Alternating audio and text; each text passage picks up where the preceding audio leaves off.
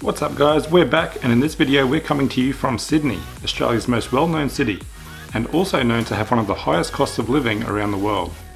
We spent 3 days in Sydney, and I've got to tell you, from our many trips we've done here before, the cost of transport and accommodation can add up pretty quickly. In this video, we're going to share with you how we managed to keep our costs down for transport and accommodation, but still had a very comfortable stay during our 3-night stay in Sydney. In fact, we ended up staying in a multi-million-dollar house for just $80 per night. We're going to give you a walkthrough of the amazing place we stayed at soon, but first, let's talk about transport. Now you might be thinking that public transport is going to be your cheapest option, and this could be true depending on what your plans are. But if you're looking to explore a few key landmarks such as Sydney Harbour, many of Sydney's beautiful beaches, or the Blue Mountains, the costs are going to add up. For example, just to get out of the airport, you're looking at about a $17 one-way trip on the train.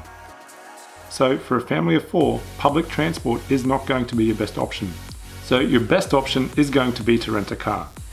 This can also be expensive, but we did our research and we found you the best deal. And that is to go with Ace Rental Cars.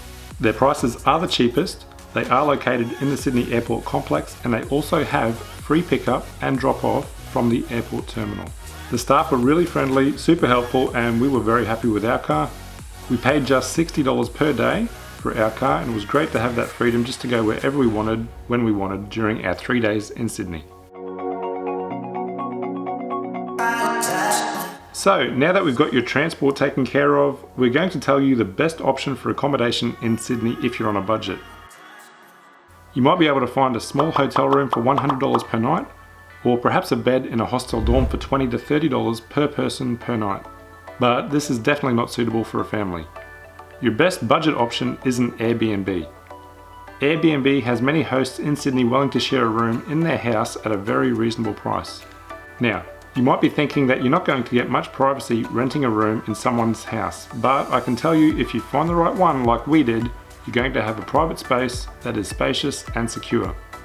Now I'm just going to quickly add here, this is another reason you're going to want to rent a car in Sydney, because it's very likely the cheaper Airbnb options are not going to be located near public transport or the city. But do make sure you check the parking situation before you go ahead with your booking, because parking is expensive in the city.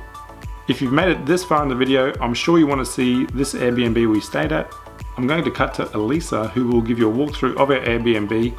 We've left a link in the comments if you're interested in staying in this particular Airbnb, which is located in East Lynfield. We also have a link that will give you a discount if you sign up and make your first booking on Airbnb. Good morning guys, and welcome to Sydney.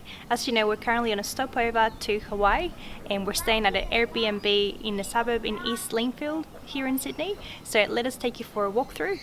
Just to let you know, we did pay $80 per night. However, it is a new listing, so if you are wanting to stay in this part of Sydney, you need to get into it now as the prices are likely to go up. So let's go for a walk.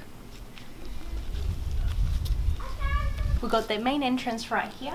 However, you can enter directly onto your Airbnb room, which is located down this way.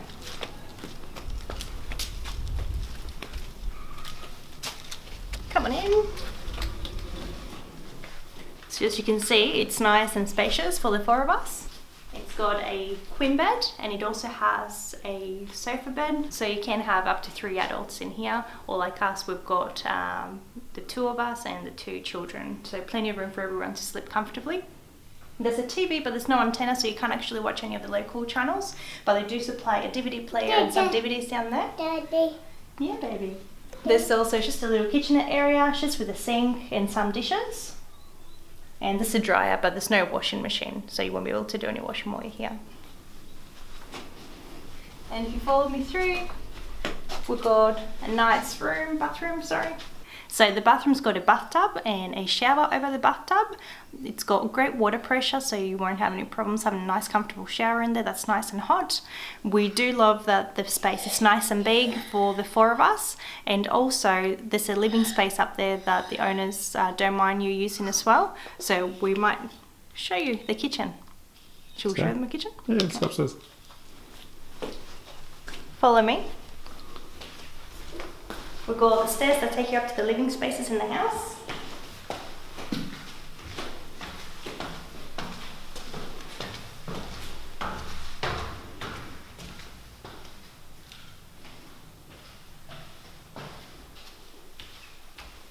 And through here, we've got the living room and the dining space. So these areas are all the shared areas. As I mentioned, you've got the dining room area right here and the living space right here.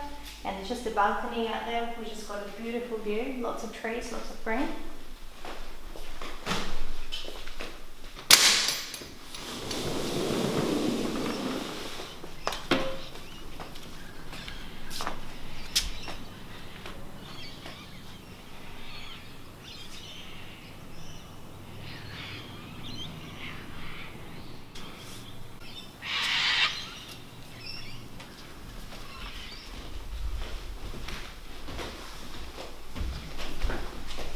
And the owners have made available to you a full fridge, so you've got lots of storage room for your food.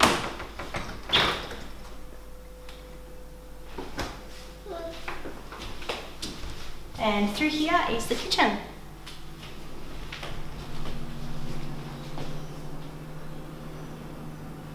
So past here, it's the owner space, so it's not an actual shared space that you can use. But Javi has become friends with a little boy that lives here and they've been playing in the playroom all morning.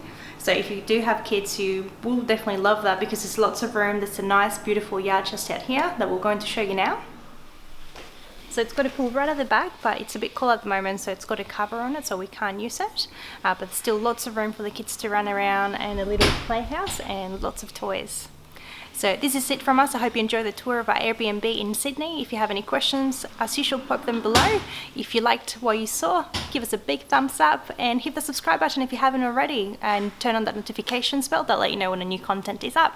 Thank you for joining us.